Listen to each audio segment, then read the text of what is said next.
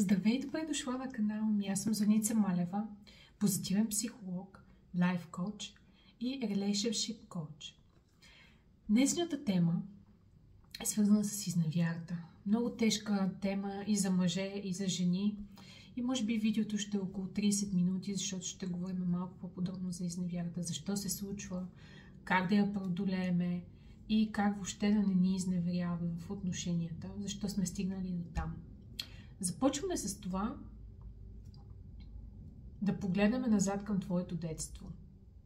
Какво се е случило там? Какви бяха отношенията с майка ти и баща ти? Какво си виждала ти? Какво си чувала за отношенията? Какво си чувала за мъжете като цяло? Какви са те? Да помислиме малко. Тук може да ползваш видеото сега и да напишеш: моята майка казваше, че отношенията с мъжете са едикви си. Че всички мъже изневеряват или че баща ми не става. Добре дошла пак. Какво написа в твоя списък? Сега искам да погледнеш нещо. Аз съм създала 2 книги. На английски и на български. Казват се Родителска богословия. Сериозно ти препоръчвам да минеш тези упражненията, които са в книгите, и да започнеш да изкарваш гнева към майка ти, към баща ти, към любовницата, към мъжа ти, вместо да отиваш и да го казваш директно на човека. Вътре има метод как да го направиш.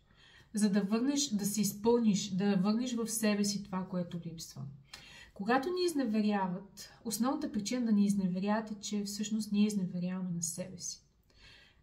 Спряли сме да се грижиме за себе си, спряли сме да правиме това, което ние обичаме, спряли сме да се грижиме за тялото си и сме станали слуги в нашите отношения, т.е. ние сме изчезнали. Тогава партньора, защото наистина силно ни обича, защото той е едно огледало, много хубаво огледало, той започва да изневерява с някой, защото ти си влязла в ролята, пак ще работим с тази табличка, твоя живот, връзката, твоя живот, неговия живот. Когато ти излезеш от себе си, от това, което си ти, и решиш да отидеш да оправиш неговия живот, да говориш на терапия, да му помагаш прекалено много, да правиш всичко вместо него, той не те вижда вече като жена, виждате като родител. Или абсолютно нищо не правиш и очакваш всичко той да прави за теб. Т.е. влизаш в ролята на дете, безпомощно дете и търсиш в партньора си заместител на неадекватните ти родители. Тогава ти не живееш твоя живот, а живееш неговия живот или живота на твоите родители. Тогава партньора изневерява. Много подробно съм обяснила в книгата Родителска богословия. Моля те, вземи си тази книга, направи упражненията вътре и ще имаш резултати. Не е нужно да ходиш на терапия. Нали? Затова си ми направя тази книга. Това е терапия в книга. Сега започваме с стъпките, които са. Първа стъпка. В никой случай не отиваш да пишеш на неговите приятели, пишеш на любовницата му, да казваш какъв нещастник е мъжът ти, да се обаждаш на свекърва ти, да ходиш да разкажеш навсякъде какъв нещастник е той. Просто ще те помоля в този момент да си сложиш едно тиксо на устата, тиксо на очите и просто да дишаш. Знам, че е много трудно, минала съм през това, да бъдеш спокойна. Твоя мъж не е изневерил на теб, той е изневерил на тази част от теб, която се е държала истерично, неадекватно или инфантилно. Той иска жена си. Той е отишъл някъде там да намери жена. Това не е свързано с тебе, не е лично. Просто ти не си присъствала в този момент в отношенията си. Не значи, че това не е обратимо и не може да се промени. Това, което ще те помоля да направиш, вместо да се караш с мъжа си, да си дадеш време. Ако живеете заедно и искаш да си върнеш отношенията, като го виждаш, да започнеш да му се усмихваш, да спреш да говориш за изневярата, да спреш да говориш за това. Защото това, за което говорим, то се умножава. А да седнеш на един лист и да си напишеш какви са нещата, каква е твоята част, твоите 50%. Тази изневяра да се случи. Обижда ли го? Казва ли му, че не е мъж? Казва ли му, че не е добър баща? Казва ли му, че не изкарва достатъчно? Казва му, че не е добър в леглото. казвали му, че родителите му са глупаци, обиждали неговите професионални качества, мрънкаше ли абсолютно за всичко, каквото ти даваше. Моля те това да го пишеш на листа. Имаш ли момент, в който ти беше благодарна? И кога този момент се промени, какво се случи? Загуби, може би, родител, или загуби дете, или си изгуби работата, или напълня.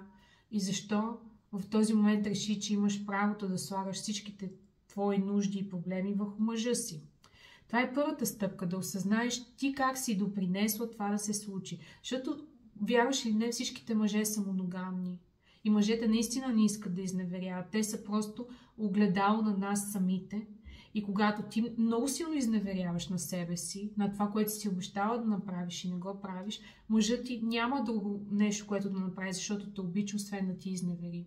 За да можеш да се върнеш, да бъдеш жена, може би чрез гнева, но да се върнеш и да бъдеш жена. Втората стъпка. Да започнеш да се грижиш за себе си. Има видео, което съм направила, предишното видео, как да се грижиш за себе си. Моля те, изгледай го. Третата стъпка. Да спреш да го обиждаш. Да спреш да му казваш как не става. Да напишеш гнева си на хартия. Дала съм в книгата как да го направиш. И да му напишеш благодарствено писмо. Защо ти го избра този мъж? Защо го избра? Защо се ожени за него? Защо реши той да е твоя партньор? Ако той е такъв човек, който не става и не е толкова добър, ти нямаше да се ожени за него. Нямаше да му родиш деца, нямаше да си с него, да видиш неговите качества, да видиш твоите отношения с твоята майка. Ако отношенията с майка ти не са добри, то отношенията с свекърва ти няма да са много добри. И тя ще представлява другата жена, и мъжът ти, ако ти искаш да разкараш свекървата, ще си намери любовница. Затова ти трябва да правиш първо твоята страна на уличката, твоята страна на тази улица. Да погледнеш, да видиш твоето детство. Защото единственото състезание, което ние имаме в нашия живот, не е някоя друга жена, а това са нашите проблеми от нашето детство. Това е единственото състезание. Ние може да се състезаваме само с нашето детство и с детството на нашия партньор. Нали, другите хора са просто огледало, те влизат в отношенията. Така. Четвъртата стъпка е да започнеш да му се усмихваш, като го виждаш да влиза. Знам, че е много трудно, просто му се усмихваш.